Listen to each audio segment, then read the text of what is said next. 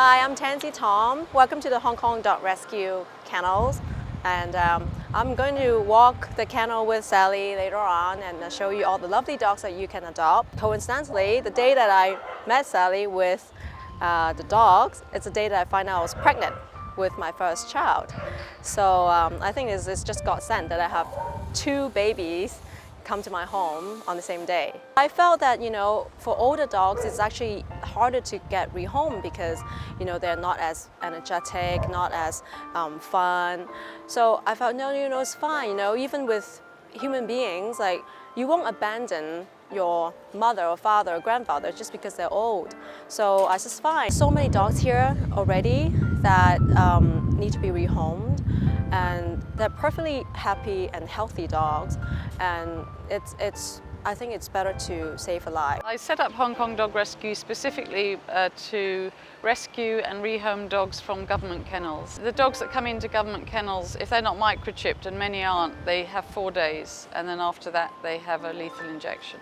We've rehomed about 7,000 dogs, and we have about 170 here at Port Fulham at the moment.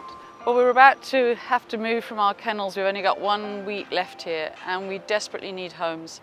We've been given a temporary site in Tai Po, but it's actually a private house, and so it's not set up as a kennel. There's not the space there for all the dogs that we have, and we really want to be able to save all the dogs, and so we need homes, even foster homes, just anywhere that the dogs can go and be safe. All of the dogs that come to Hong Kong Dog Rescue are taken to a vet.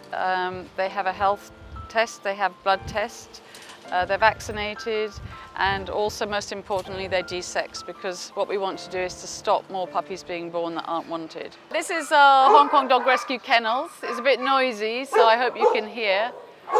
Before we go in, we're having a fundraising campaign for moving to our new kennels, and we're selling bricks to buy help us build a new site, because we have to move out in just a week's time. Here we have some puppies. We've made extra space everywhere.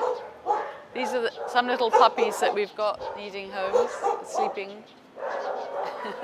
And this is a list here of dogs that we've recently homed. So you can see all of these dogs have found homes over the last couple of weeks. Okay, these are all the names of the dogs are on the kennels, and the lucky dogs have their names crossed out because that means that they found a home. We try to let the dogs out during the day so that they can run around and play. If they're locked up in their kennels all the time, they tend to get kennel stress, which means that they become anxious and not so homeable. So at least they run around here. About 25,000 dogs every year are put to sleep only because they have no homes. So it doesn't make sense to me to go to a pet shop to buy a dog that's been bred specially to sell when there are so many looking for homes. And it's not just, we don't get just old dogs or local village dogs, we get all sorts. We get pure breed puppies, small breeds, everything. So there's no reason at all to go to a pet shop and support a trade that's really only contributing to the problem here.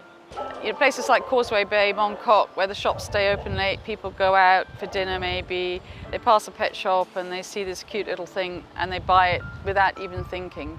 Those are the dogs that get abandoned very quickly. The little puppies, maybe they keep them for a short time and then they find that they're really they don't know how to deal with it. They don't really want a dog.